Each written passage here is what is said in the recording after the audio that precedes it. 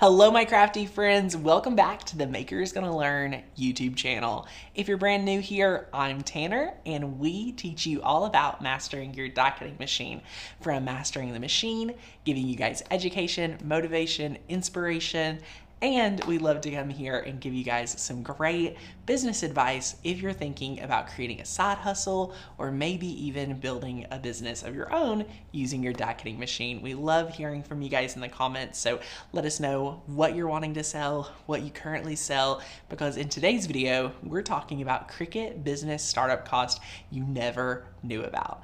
We're gonna break down 5 of our favorite things that just for people that when getting started, they don't think about and they need to consider as a startup cost. This is something that you may not have to buy or pay for day one, but it's definitely in that startup area in the first few months that you may start thinking about these expenses.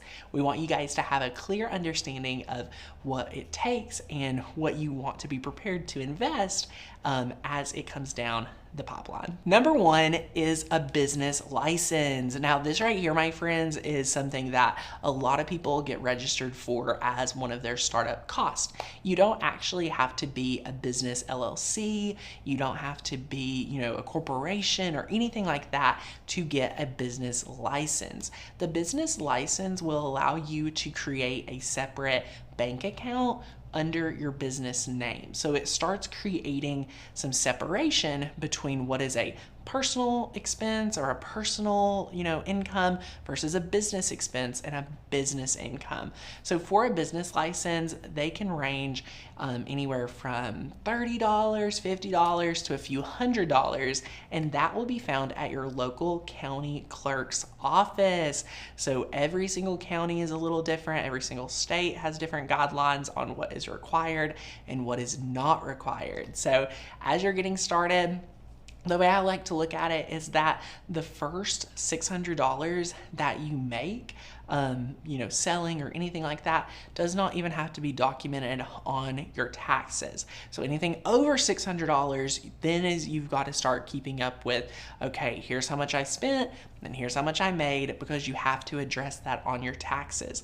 The best way for your accountant to easily be able to see it is if you have it in a designated bank account. So day one, create a separate bank account. They're completely free. Your bank should not be charging you for an extra account.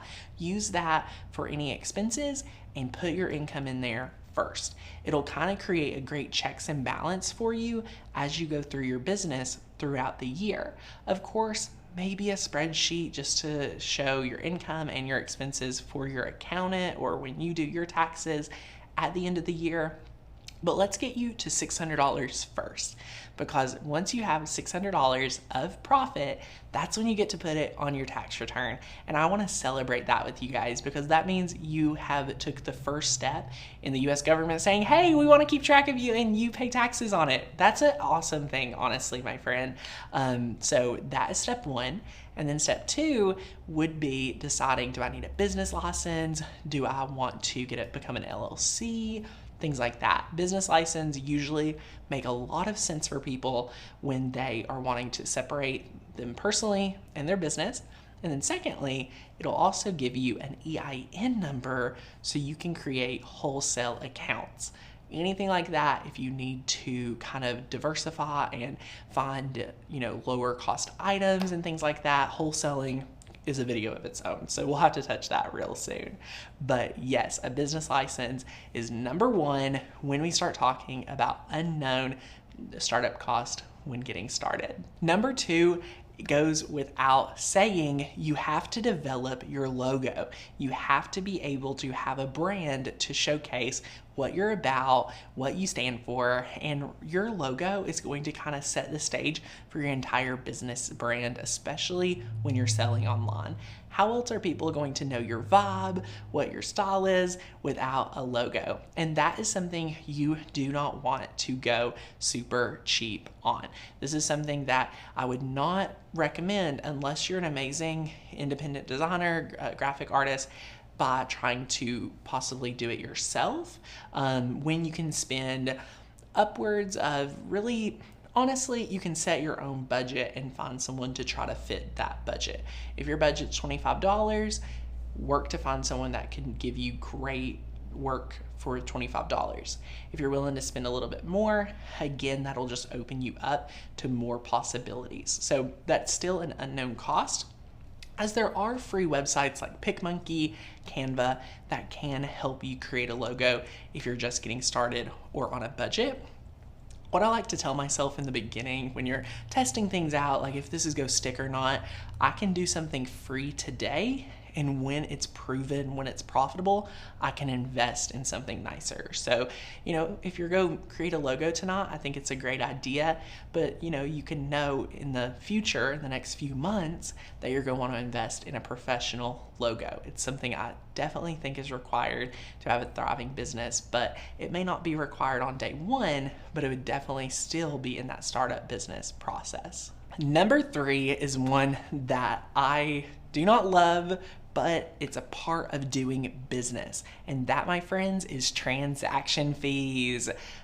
The fact of the matter is that we do not have the technology ourselves to process payments securely, efficiently, and effectively. But guess who does? Payment processors like PayPal, Stripe, Etsy, all of these different websites have the processing power for us to do so. So when you pick the way that you're going to process your payments and accept money, that is when you are going to start seeing the transaction fees. This is definitely something small in the beginning, but can end up to cost you a lot of money at the end of the year. During tax season, me looking at how much we spend on transaction fees is a little depressing, but again, it's part of doing business. It's truly the cost of doing business. So you just want to be aware of it. You want to know what those costs are. You want to compare vendors and things like that. Even if you're using PayPal, any of those platforms, unless you're sending friends and family, there will be some type of surge charge, transaction fee, like on Venmo and things like that. So look out for those, and you just want to be aware of those transaction fees. Next up, this is something that I do not think people think enough about, and that is packing supplies. You have to have some really great packing supplies, and believe it or not, friends, we have a whole video that will help you master packing and quick tips and tricks that you definitely want to check out. So we'll link that down below. Do not forget to check that out. It is going to help you a lot. But packing supplies is something for sure you need, whether it's bubble wrap, bubble mailers, shipping tape, shipping labels, ink, any of those things to print the labels are going to be important for you when you get started, because if you have orders, you need a way to get them into the hands of your customer in a nice and effective way. And the best way to do it is to have your packing supplies already at home, ready to pack it up and get it shipped. No one wants to think about having to stop on their way home to get extra packing supplies every single order.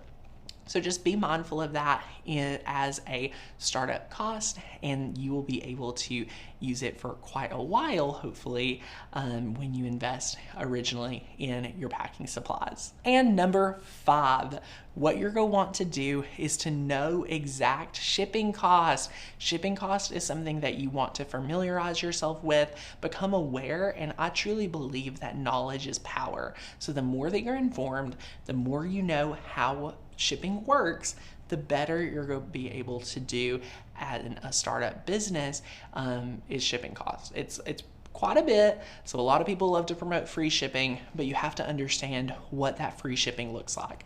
For example, if you're going to create something that you know could fit in a flat rate box from the USPS, you can say, hey, free shipping for USPS, and you have already calculated for that flat rate box and your product. Free shipping is a great way to get an easy yes traditionally out of customers.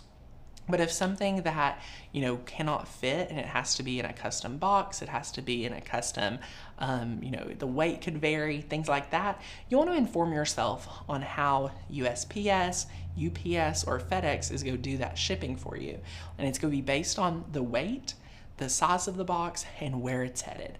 So definitely check that out. Definitely check out some of the USPS flat rate boxes when you're coming up with your pricing. Those are really nice because no matter how heavy, if it fits, it ships. So that's something really nice, and they have a very structured pricing for all those boxes. So hopefully some of your items could potentially fit in there, and you'll be able to possibly offer free shipping if it makes sense for you. Test it out. Does your customer find it more effective to offer free shipping, or would they like to have that as an additional charge? After whichever one, you get to decide as the business owner. But my friends, I'm so excited. Chances are, if you're watching this video, you are thinking about starting a business with your die cutting machine. Maybe you already have, but either way, I want to invite you to my free webinar, The 5 Secrets to Making Money Today, even if you haven't sold before webinar. So whether you have been selling for years, you're considering it, or you're just getting started, the webinar is going to be action-packed, so I don't want you to miss out. So that'll be the first link down below. Leave me a comment and let me know what other unexpected costs you've had in the past when starting your Etsy store or your business. And I cannot wait to continue the conversation at the webinar and in the comments. Thanks so much, guys. See you later. Bye now.